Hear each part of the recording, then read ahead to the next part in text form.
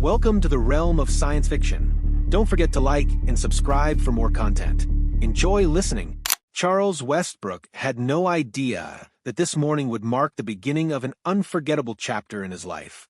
Like every other day, he woke up minutes before his alarm, washed his face, and prepared for work. He was scheduled for the night shift, so he planned to pace himself throughout the day.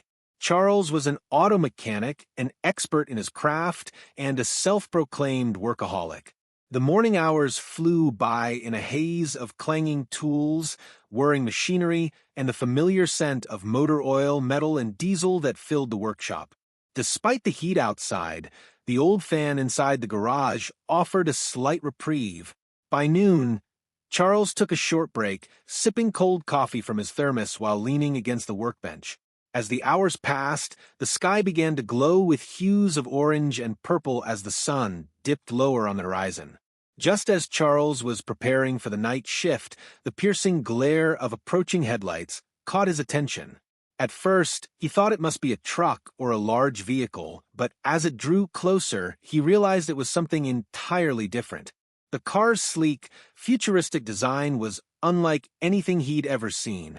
Its metallic surface shimmered faintly with a greenish tint, and it moved almost silently, its engine producing no audible noise.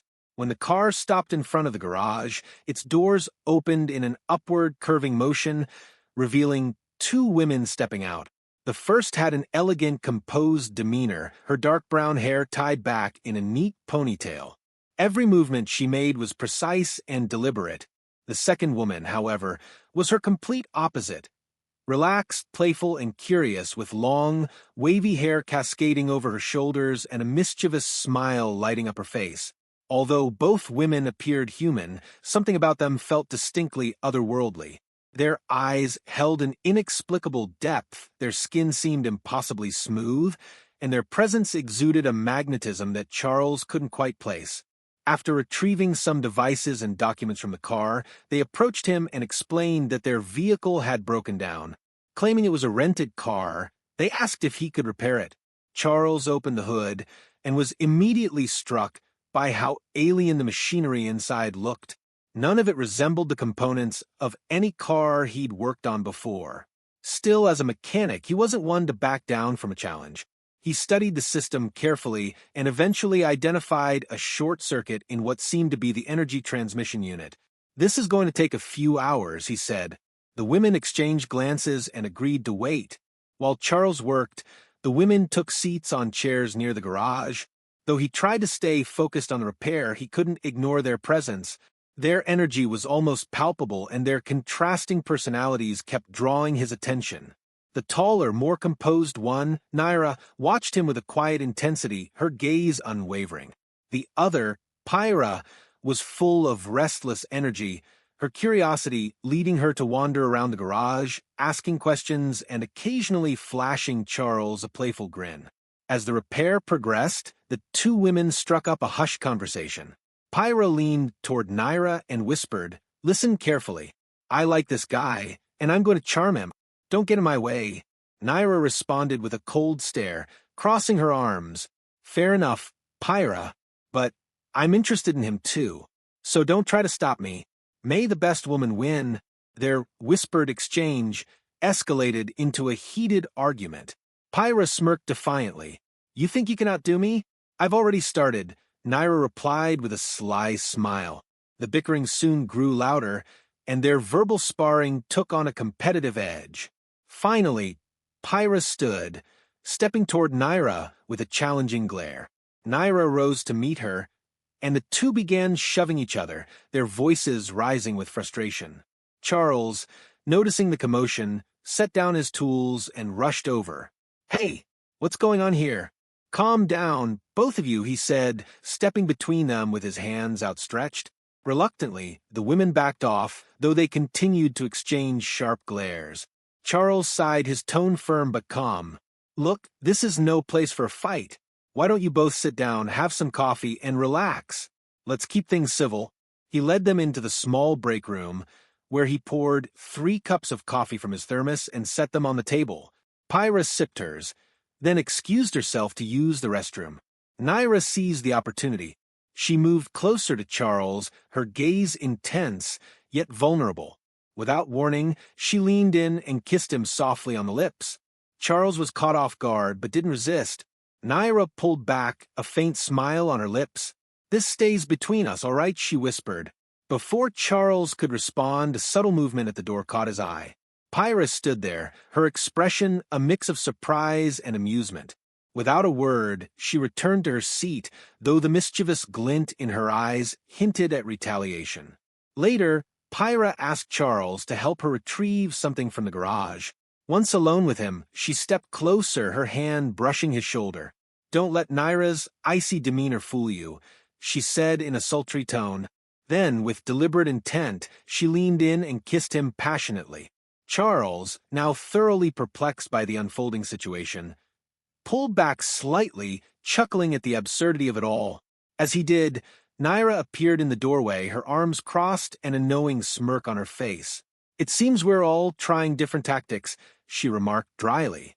The tension between the three lingered, but it soon became clear that Pyra and Naira's rivalry was evolving into something more nuanced. Pyra broke the silence with a bold suggestion. "Why don't we stop fighting and just enjoy this for what it is?" Charles hesitated, then smiled wryly. "If you're both serious, it's better than being stuck in the middle of a feud."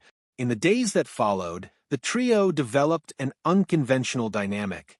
Both Pyra and Naira stayed with Charles, their presence turning his once quiet home into a lively, unpredictable haven. Yet as time passed, Charles found himself drawn more deeply to Naira. Her quiet strength and enigmatic nature captivated him in a way that Pyra's fiery charm couldn't match. Naira, too, felt her feelings for Charles growing stronger, but she knew her time on Earth was limited. She had a mission to complete and would soon have to leave. She chose not to tell Charles, cherishing their moments together without the shadow of goodbye hanging over them. Charles woke up to the soft light of dawn filtering through the window. For a moment, the quiet warmth of the morning gave him a sense of calm, but when he turned to look for Naira and found the bed beside him empty, an inexplicable dread crept into his chest. He glanced around the room, hoping to see her shadow near the door or hear her voice humming a tune from the kitchen. Instead, he noticed a folded piece of paper resting on the dining table. With hesitant steps, Charles approached the table and picked up the note. His heart sank as he read the few lines Naira had left behind. The words were brief, yet they carried an undeniable weight. "Charles, I had to leave. Thank you for showing me a world I didn't know I could love. I will always remember you. Naira." Charles stood frozen, staring at the paper, as though willing the words to change. The empty space she left behind felt colossal, stretching into every corner of the house. He folded the note carefully, placed it in his pocket, and sat at the table, his hands pressed against his forehead. The following days were a haze for Charles. Pyra, who had noticed Naira's absence, kept her distance at first, giving him time to process the loss, but by the third day, she approached him in her usual confident yet playful manner. "You know," she said, leaning against the kitchen counter, "brooding doesn't suit you." She left, but I'm still here. Charles looked up from his cup of coffee. His face was tired, but there was no anger in his expression. "I know you're trying to help Pyra," he said softly, "and I appreciate it. But Naira, she was different. She made me feel." He trailed off, unsure how to put his emotions into words. Pyra sat down across from him, her sharp green eyes locking with his. "I'm not her, Charles. I never will be. But I care about you, and I'm not going anywhere. Just let me help you move forward." Charles gave her a faint smile. "You're persistent, I'll give you that." Pyra smirked. "Persistent is just another word for determined. Let's get out of here. Staying cooped up won't do any good." Over the next few weeks, Pyra's relentless energy slowly pulled Charles out of his grief.